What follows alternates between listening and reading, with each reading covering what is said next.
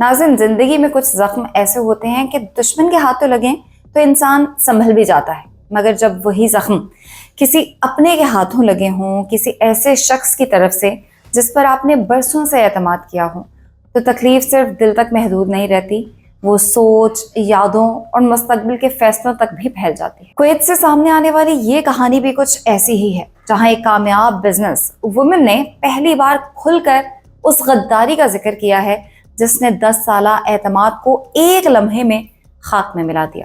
नाज़रीन, social media पर गर्दिश करने वाले इस वीडियो में खौला एक प्रोग्राम में गुफ्तगू करते हुए कहती नजर आई कि जिस शख्स को वो अपना दायां बाजू समझती थी, जिस पर उन्होंने ना सिर्फ कारोबारी एतमाद बल्कि अपने ज़ाती और ख़ानदानी मामला तक सामने रखे थे, वही शख्स वक्त आने पर उनकी पीठ पर छुरा घूम गया।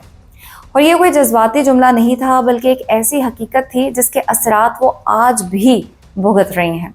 खौला के मुताबिक ये रिश्ता किसी 1 या 2 साल का नहीं था, ये पूरे 10 साल की वाबस्तगी वाला रिश्ता था।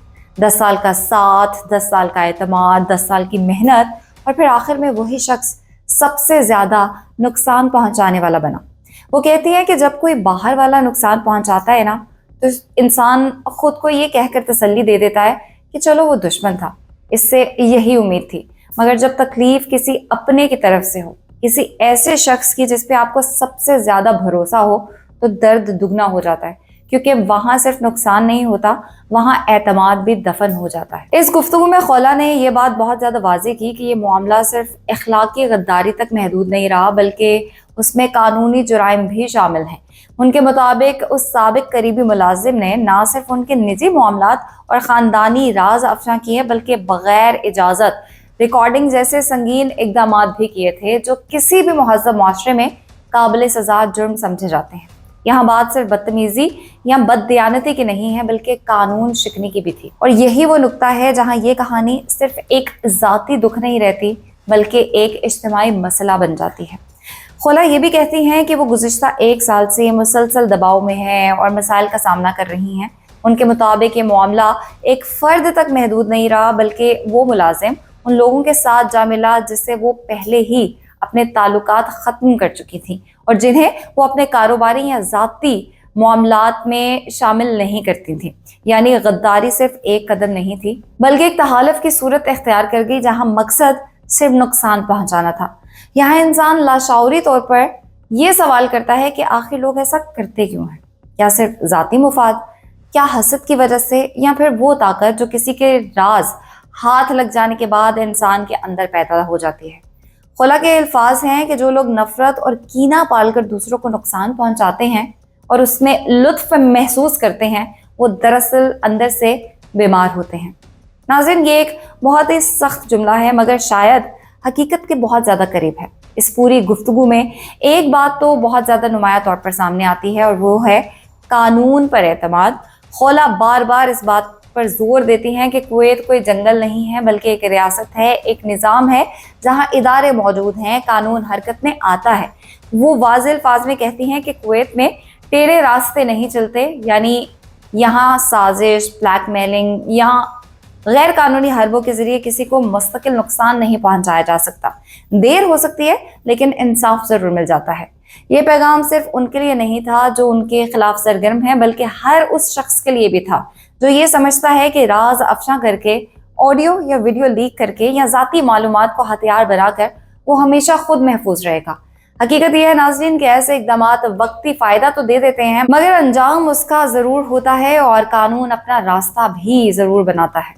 अब ज़रा इस कहानी को एक बड़े तनाजुर में देखते हैं।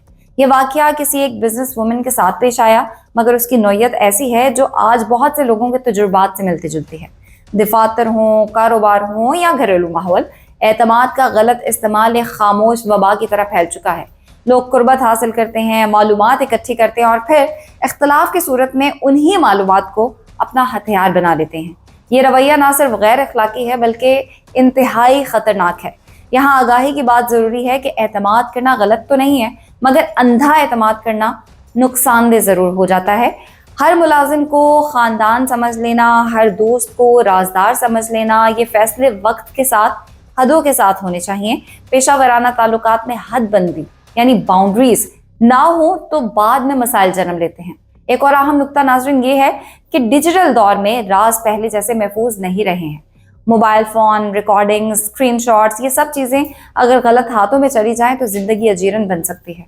इसीलिए माहिरीन हमेशा कहते हैं कि जो बात आप कल अदालत में सुनने के लिए तैयार नहीं, उसे आज किसी के मोबाइल में भी महफूज ना होने दें। खोला कि इस गुफ्तगू का एक मुस्बत पहलू ये है कि वो खुद को मजलूम बनाकर पेश नहीं कर रही, ना ही वो हमदर्दी समेटने की कोशिश कर रही हैं। वो एक हकीकत बयान कर रही हैं, एक तजुर्बा शेयर कर रही हैं और साथ ही एक पैगाम भी दे रही हैं कि इंसाफ पे यकीन रखें और गलत रास्तों से डरने की बजाय कानून के रास्ते पर चलें। और नाज़रीन, आखिर में ये कहानी हमारे लिए चंद बुनियादी सवालात छोड़ जाती है। क्या हम अपने इर्द गिर्द लोगों पर एतमाद करते वक्त मुनासिब हदें कायम करते हैं?